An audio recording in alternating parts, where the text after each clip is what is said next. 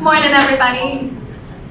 So we, the Student Support Services, structures our coffee a little bit differently. Yes, we provide updates to some of our new and exciting things, but we also want to make it really meaningful to you as parents. And one of the topics that recently came up, or that I found really interesting, was this idea of how physical, mental, nutritional health really do support academics.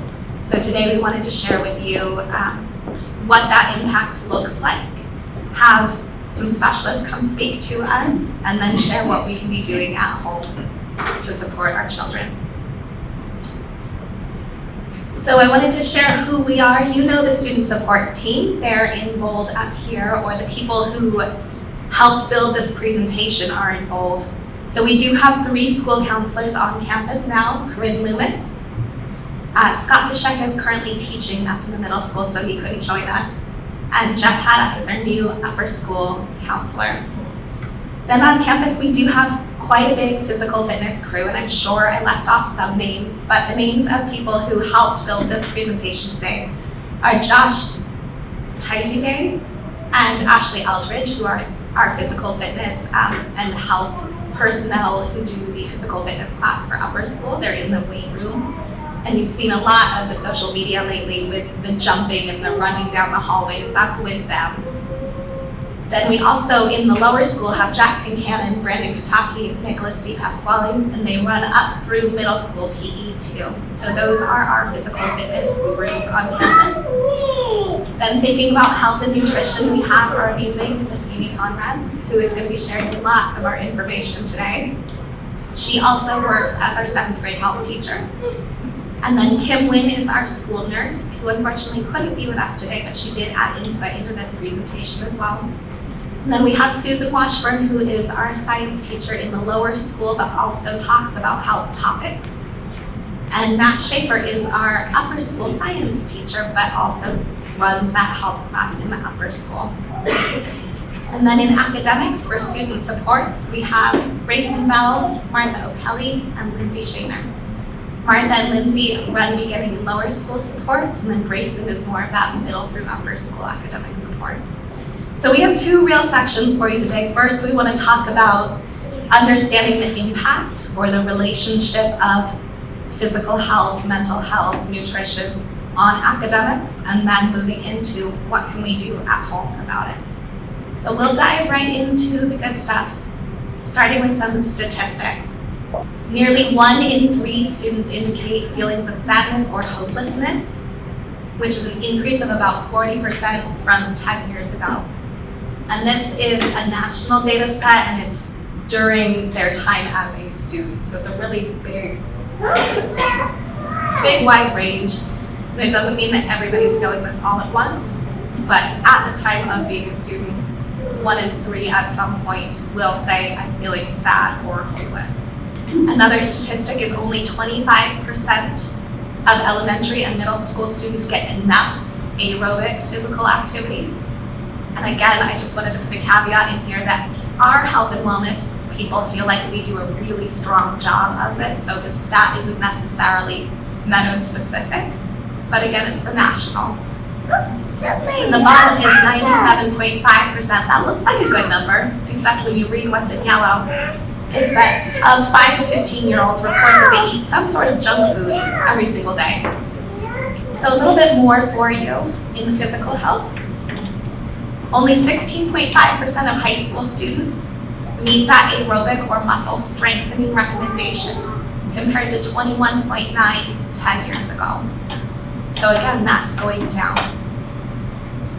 In elementary and middle school, approximately 25% get enough physical activity. And so we know that we are trying to increase our academics, and we're trying to add a bunch of academic classes. In public schools, we have specific minutes of English that we have to hit, specific minutes of math that we have to hit. And something's got to give. We only have so much time in our pie. And what we're starting to see is a little bit of that impacting our physical education, or even our time outside of school, not on homework, and instead working out. Another stat is that 90% of parents have reported that children get adequate sleep. But when you ask the kids themselves, only 60% are saying that they're getting enough sleep. When we look at some of our health survey data here, we see a lot of kids feeling like, or telling us that they're getting sleep that is a smaller number than what we know to be best for their bodies. So this stat is something that does impact the Meadows School. And we know that to be true just with our own lives. I run here every morning. We leave the house at 6:45. We get here by 7:30. We're here until 4:30. Then it takes us until about 5:30 for us to get home. Then we try to do our homework and our violin practice and maybe have some fun running around, and then we go to sleep. That doesn't leave much time for sleep, and I know that's what your schedule looks like too. And then I'm going to transition over to Amy too. Hi everyone. So here's the thing. We know that children are less attentive and more impatient than ever. We also know that ADHD is being diagnosed at a rampant rate right now. And some of that, there's arguments that some of that is that there's over-diagnoses, but a good portion of that are children that are underwhelmed in terms of their nutrition, their sleep, and all the implications of health. We know that there's inconclusive data that shows that all of these kids are tapping out at some point more than they used to. Some of that too can be blamed on technology, but we definitely know that sleep and diet play a huge role.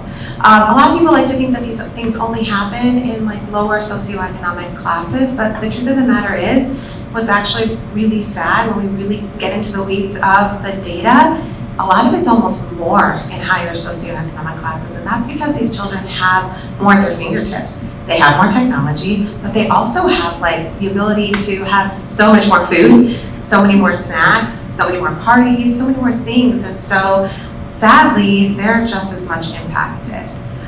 Childhood obesity has tripled in the past 3 decades, which is alarming and quite frankly very sad. 97.5% of children between the ages of 5 to 15 reported that, we already said this, reported that they eat junk food every single day. I mean that, and I actually did a survey here, same thing. Every child said every single day they eat something that's naughty or junk foody. What's sad too is that our processed foods today, you'd think they'd be better, but they're worse. They have higher concentrations of added sugar, salts, inflammatory oils, I'll get into that and tell you guys what I mean by that, and just a lower micronutrient density and all. And that, a lot of that's due to our soil, a lot of that's due to so many different things, but it's really impacting our kids. A little bit on some mental health data for you, and this is going from the youngest down to the oldest, but like I said, nearly 1 in 3 students have indicated that they feel some sort of anxiety, hopelessness, sadness in their time of being a student. We also see that suicidal ideation rates have increased by about 40% over the past 20 years. The current rate of college graduates is 57% in relation to that 84% of high school graduates. And one of the biggest impact factors in that decrease of graduation rates, they say, is the mental health of our college students. Emotional stress is cited as that top reason for dropping out and not continuing on to college. There was a recent article that actually indicated that economists feel like if we increased mental health, we'd increase college rates, we'd increase some of those economic factors too. We'd increase socioeconomic status and general monies flowing around. I am not an economist. I can't say whether or not that article was true, but I found that to be a really interesting correlation. From 2016 to 2021, the percent of university students with symptoms of anxiety or depression increased by 13 points, 13%. And the census recently found that 50% of adults have experienced some form of mental health symptoms in their time of being an adult. So it's something that impacts at least 1 in 2 people. That's a pretty big rate. And that is all to say, so what? Why am I sharing all of these scary stats with you? And in education, this is a really old diagram that we've had since the 1940s. It's Maslow's hierarchy. And he, in the 1940s, said if we want to get to the highest form of self-actualization, or the really core essence of what education does for us, we have to take care of these lower pieces first. And the very first step on the lower part of his hierarchy, in red that you can't really read, is those physiological needs, those sleep, eat, safety, those very, very basic things. And slowly, as we climb up towards our ultimate goal, then you get into love and belonging, self-esteem. And he said all the way almost 100 years ago that we need to take care of these basic things before we can get to the highest performing level of academics, for example.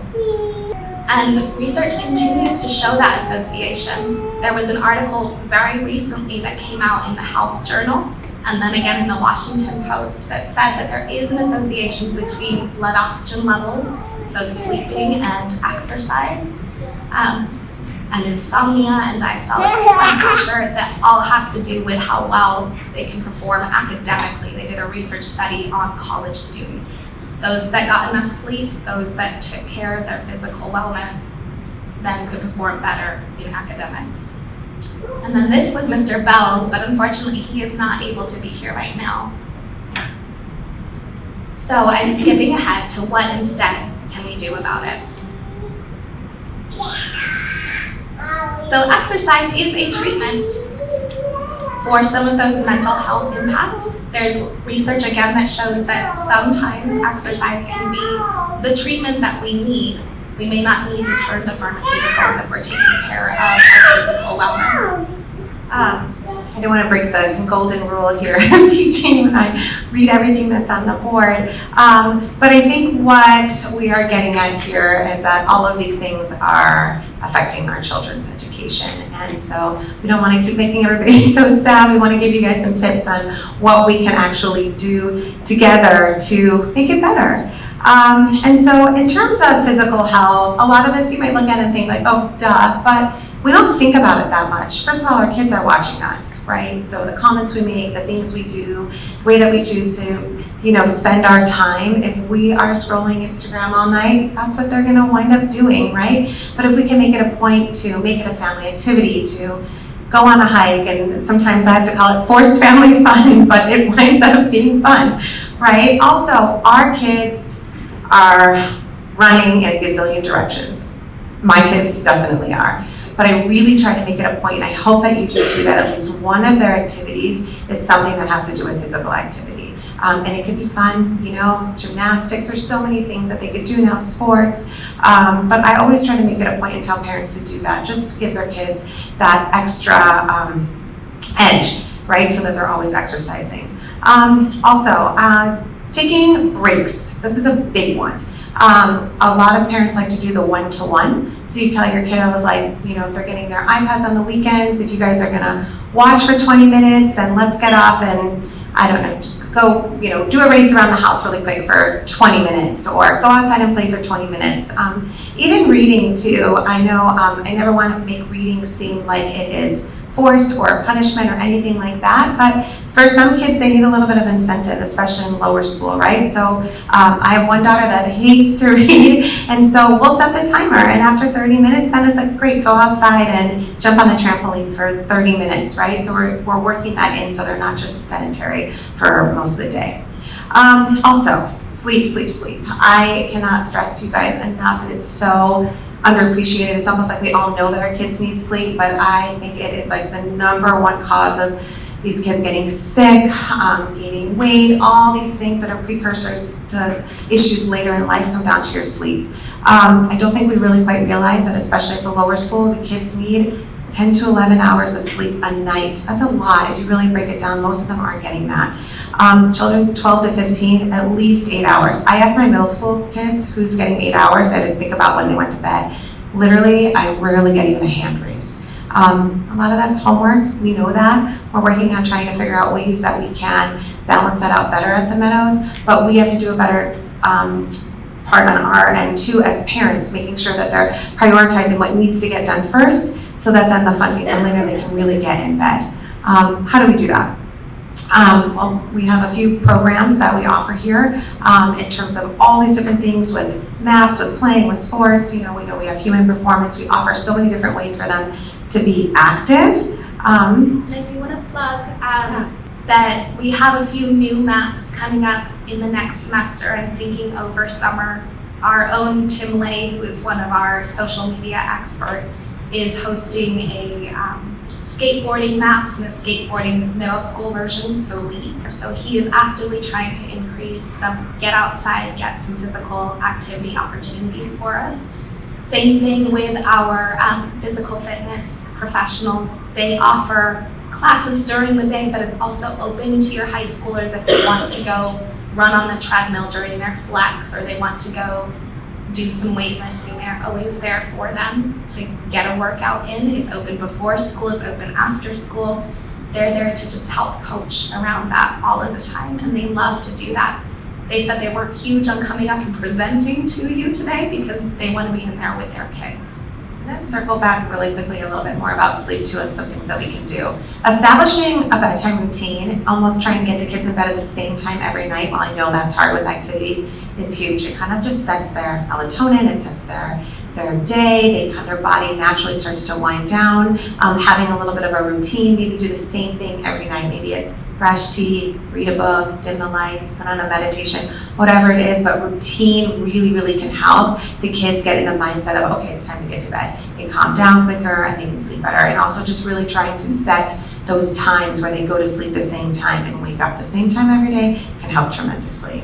Nutritionally speaking, right, all of these things also we know impact us. So I'm going to talk about the 5 main things that I think really hurt our kids when they are dealing with these things. The first one would be hunger, then sugar, then fats, then inflammation, which is a big one that a lot of people don't think about, and then hydration. So I'm just going to kind of break these things down for you guys. When it comes to snacks, I know we have so many grab-and-go things right now that are carb-laden and processed. If you could just check your kids' snacks and always, always, always make sure that there's 2 things in it. Protein and fiber. These are the 2 things that are going to keep them satiated, it's going to slow down their blood sugar, all of those things. And then making sure that their meals are big enough to sustain them from one thing to the next. A lot of times kids these days are big snackers, and then we get frustrated because they're not eating their meals because they're snacking so much in between. But it kind of starts at the beginning of the day, making sure that they have a large enough meal, making sure we're packing enough for lunch so they can get from one meal to the next. And when they're getting those hunger pains or headaches or shaky in the middle of class, of course they're not concentrating. And that kind of stuff happens really, really young. Breakfast is very important for kids. I know that there's been a big trend lately for adults to be intermittent fasting and pushing things out until we're really hungry. We cannot use those same rules on children. We have to make sure that they're eating first thing in the morning. And again, making sure that there's protein and fiber. I'm just like Dr. Withey. We run out of the house at 6:40. It's crazy. I'm not like scrambling up, omelets for my kids, but smoothies can go a long way. Anything that they can like grab and go, that making sure that there's protein in it, make sure you do that. Okay, sugar. I think we all kind of know this. The main thing is looking at labels to make sure that there's no added sugars, right? A lot of us get hung up like, is it okay to give my kids fruit? Is it okay to put fruit in their smoothies? Like there's sugar. Here's the thing with fruit. It does have fructose. Fructose in general is not great for us, but when we do eat fruit, it has so much fiber in it that it slows down the rate in which that fructose gets to our bloodstream, which means it slows down the rate that the insulin is pushing out and things are better. Also, fruit just has so many great nutrients, vitamins, minerals that the kids need. So don't be scared of fruit by any means. Be scared of the sugar coming from everything else, right? I know the kids love to have simple carbohydrates, bagels, waffles, pancakes, those kinds of things. You can still do those things, but there's so many great brands out there now, like there's protein waffles, there's things we can add on top of those things, so adding like a cream cheese or a peanut butter or a nut butter on top of all of those to add in that protein can really, really help. Artificial sweeteners, I get this question all the time when it comes to sugar. There's some natural like sugars out there, right? When we talk about honey, maple syrup, those things are okay. You want to make sure that the things aren't having aspartame or even Splenda. Those things can really upset kids' stomachs. I do have like a handful of handouts in the back for you, just going over some brands that I recommend. And feel free to grab those on your way out. Fats. We all, as adults, grew up in this fat-free culture. I know we did. Weight Watchers, everything fat-free. I think what we've learned is that fat is really, really, really healthy as long as we're getting it from good places. Our kids need it even more than we do for brain development, for their organs, for everything. Please don't be scared of fats. Avocados, seeds, nut butters, fish, all these things are things that we need to push. And when we're buying products, especially dairy, I still see people buying a lot of like low-fat options. That fat is good for the kids, right? So when we're just buying even milk, right? Unless the doctor tells you otherwise, like a good grass-fed organic whole milk is so healthy for their brains. Same thing with butter, yogurts, all those things. So try not to, skimp on that. Get the real deal. Also, I think I already said this, putting protein on carbs is really important. And the reason is, and this is kind of amazing even for us to learn, is that any single time you eat a carbohydrate, when you add a protein to it, it actually slows down the rate that those sugars hit your bloodstream. So like if you're gonna eat an apple, you're actually better off dipping it in a little bit of almond butter, because adding that protein to it, which sounds counterintuitive, like why would eating more be better? But if you add protein with your carbs, it really does slow down that sugar rush. So same thing for the kids. So just kind of be mindful of that as they're eating. Inflammation is something that we just don't talk about. It is cause for, I would say, most of illnesses in general. And a lot of this stuff is secret. It's like hidden in things we don't even realize. Mostly it's coming from these inflammatory oils. So seed oils, safflower oil, canola oil, vegetable oil, all these things are really, really highly inflammatory. Good options for you guys are extra virgin olive oil, avocado oil, even grass-fed butter, coconut oil, ghee. These things are way, way, way better. So you just always want to make sure that you're double checking. We'll see a lot of times on the back of the kids' products that it says like safflower and or sunflower oil. These are not good. Now, I will just plug one thing. If you see the words high oleic or expeller pressed, it's kind of like the best of the worst. So if that's the way that they're processing the oils, I'm usually okay with it. So it's just a little food for thought. Organic, I know it can be expensive, but especially when it comes to your produce and your meats, oh my gosh, it's just so much better. Sadly, it's just getting worse and worse than like how we grew up. It's even more important now than ever because of all the pesticides and herbicides that sadly are still legal in our country. Watching your smoke points. This is something a lot of people don't realize too, like even olive oil, smoke point is 325 degrees. So if you're putting that on the grill and it's getting crazy high, now it's starting to release all these free radicals and oxidative stress. We're giving that to our kids. It's not good. So make sure you're checking. Avocado oil, for the most part, is a great option. It doesn't really have a flavor. It has really, really high smoke point. So I think as long as we can use some of these tips, at least in our own homes, I know we're not robots and we're not home cooking every single meal, but if we can make these little changes for our kids, it really is going to go a long way. Hydration. Okay, I know the Stanleys and all of the Gatorade bottles are so trendy. Honestly, if that's what's going to get your kid to drink water, get them the cutest water bottle that you can find, because it is so important. Most of these kids are dehydrated, especially when they're out at their sports. I'm not a fan of the Gatorades, the things with all the sugar, but there are a lot of awesome electrolyte packets out there now that are sugar-free, and if you need brands, can find me. I have plenty up my sleeve. And they taste yummy. The kids love them, and they really get depleted throughout their day. And I'm going to hand back to Dr. Withey. I think this is actually the time I was hoping to call up our counseling crew to give us some tips and tricks on what we could do to support mental health. Hi, good morning. I'm Miss Loomis. I just want to really highlight the mind-body connection. It's so important that we recognize the things that we're doing with our bodies and all the things that Amy has told us. That really is going to affect their minds and how they are problem solving, how they feel about themselves, how they feel about their relationships with others, their confidence in all the different things that they're doing. So as we are implementing all these healthy strategies for their food and their sleep and good practices for them to do that, hopefully we will see a decrease in those symptoms of depression and anxiety and worry and stress. Even though those things might still be there, those stressors like school and sports and lack of time, their ability to manage that and take care of those things will be better because their body is a little bit healthier. So we have a few things that you can do. Some are similar of being active and incorporating exercise and physical activity, but a few of them will also increase their mental health and help them be able to manage that a little bit better. So obviously getting outside, spending more time in nature. There really is power in fresh air and sunlight. That vitamin D we know makes us feel a little bit better. Regular downtime and then just quiet time is really important for them. There's so much going on in their day that it's good for them to just have that time with their thoughts, or just one-on-one with a parent to be able to say, hey, this is really bothering me, or this happened to me today and I'm not sure what I can do about it. And giving them those opportunities to talk it through. When we feel like we need to fill in all that space, sometimes it's nice just to slow down and give them that opportunity.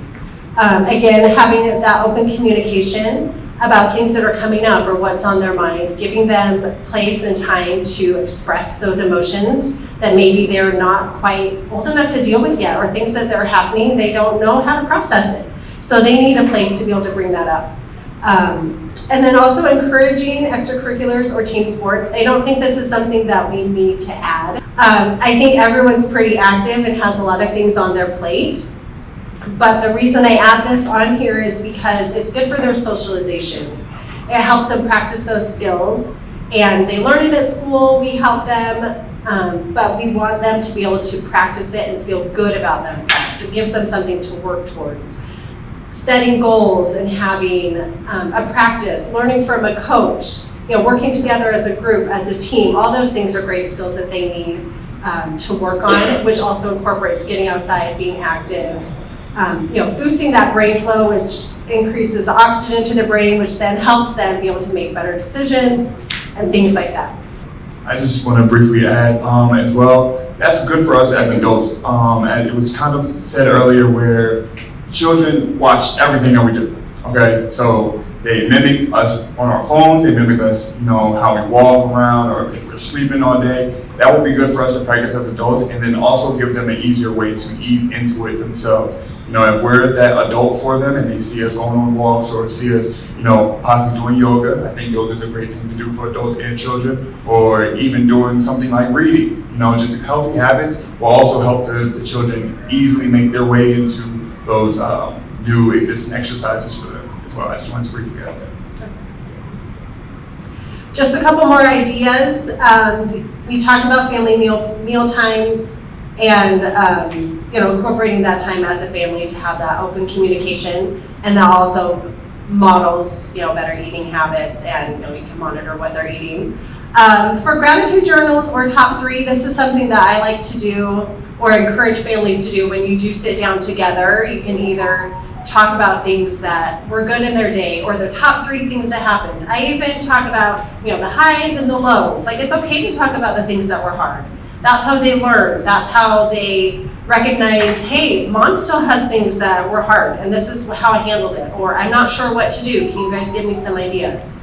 All of that reflection for them is good to recognize. I don't just have to plow through my day and just figure it out. Like, I can think about it, I can go back the next day, try again, or next time this happens, maybe I have a better idea of what I can do. And then this last one, there is a study from American Psychiatric Association just from last year that they had a lot of data points that acts of kindness really does improve so many symptoms of anxiety and depression. It's the fact of getting out of your own bubble and thinking about other people boosts your mood. It brings more positivity, and as you're doing that, then your brain is lifted, and then it pulls itself sometimes out of that funk that we get stuck in. So encouraging that in your families as you are getting outside, being healthy, getting that physical activity.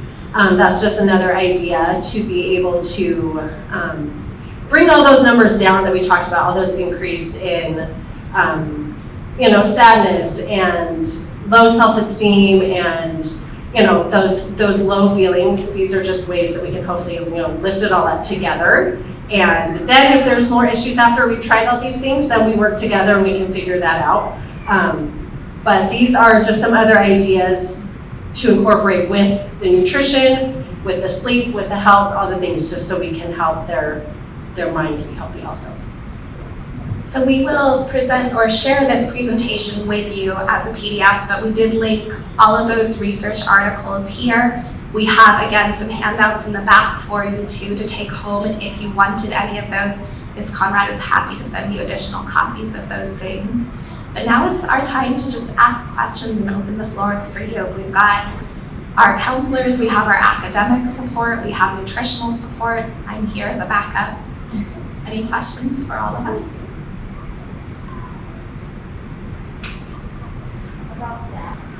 One of the moms mentioned that she goes to do volunteer opportunities with her child and that he shares that he feels amazing afterwards, and she's asking if we could try to coordinate a little bit more of that. And I think that hits on one of our tenets at the Meadows School, being part of that community. In the lower school, we do a lot of those coordinated events where we have the bake sale coming up in a few weeks that raises money for the MSPCA, or each grade level does something like that. But I do think it's also on Mr. Haddock and Mr. Ronquillo, Mr. Pacheca, Mr. Siegel. They're all in the process of brainstorming how do we coordinate more universal efforts to get out there and build that community engagement and to volunteer. So it's something that's on the forefront of our minds. We're just, now that we have all the counselors in place across divisions and we have these people who can help to plan together, now we're going to plan for the next year. Moving forward, what can we make this to be a more robust thing, coordinated together? So we're in the same mindset as you. It seems like a lot of the things that we do on campus, especially geared towards the younger students, are things like drives, which are great, but picking something out or donating an item that you have in your house is really nice, but it doesn't do quite the same thing psychologically as hands-on volunteering, as actively doing something. So that is something that we are hoping to do more of, and something that TMSB is hoping to facilitate more. So as we're getting these initiatives off the ground, I would love to hear more ideas that people have, organizations that they want to partner with, things like that especially younger children can do actively in the community, because it is very important to their mental health. I have another question. We were thinking about nutrition, and we're thinking about what nutritionally Sage offers our kids here on campus, and it's not always great. So I don't love it that my middle schooler can go into the corral and get a Frappuccino and French fries. So my question is, what are we doing about on campus? I'd like to add to that. You brought up the topic I wanted to talk about. We have a 6th grader, and we work really hard on all organic foods and litters, not to do all the things we all know is the right thing to do. But I agree. We look at the list of what you like: potato chips, French fries, all these things we work at home to eliminate. But here, it's literally like the kid in the candy shop in the corral. So I would hope that we could pay more attention Yeah, to I will, that. and I'll share two things quickly. Really quickly, just want to get back to, I don't know how old your son is, but I know in my class in the middle school, once they get up towards middle school, there's some things that, as you guys were saying, that there's some things they can't do until they're a little bit older. We do 3 Square because we talk a lot about like socioeconomic impacts on food, and then when they learn about cancer, we do things with Make-A-Wish. So those things do start happening as the kids get a little bit older. Now, back to Sage and dining. This, from the first day I set foot on this campus, has been a battle I have been fighting, and we have been in a little bit of a transition with our head of school. And so now that Dr. Bowley's in place, I am thrilled to say that we are making some changes slowly, but we are getting there. Just recently, Dr. Withey and I got together. We were able to pick out some new snacks for the beginning school. We now have access to an awesome other company that offers lots of good healthy options. Corral is next. I have given them, many different things. We're just trying to look at what we can do. So it's 1,000% on the forefront of many of our minds. I'm very, very well aware. I mean, it breaks my heart. Literally just talking about how trans fat was legal, and then I had 6 kids in my class showing me all the things they bought with trans fat at the corral. So, so I'm with you, and I will not stop fighting the fight. It's like my main mission. Thank you. That was absolutely the update I was going to share. Is in the divisions where we have the control of what we give kids, we are working to make sure that what we're providing is nutritious. So beginning school will be having hopefully something that is fresh for one of their snacks, like carrots and dip, or an apple and sunflower butter, and then having something that is prepackaged but provides that protein with the fat, with the fiber. And then as we're shifting up, it's going to be a continued battle, but we are looking to tackle Sage next, or the corral next. Do you have any other questions? Okay. Thank you so much for coming, and we will stay and mingle a little bit too if it's more of a private question that you'd like to ask. Thank you guys.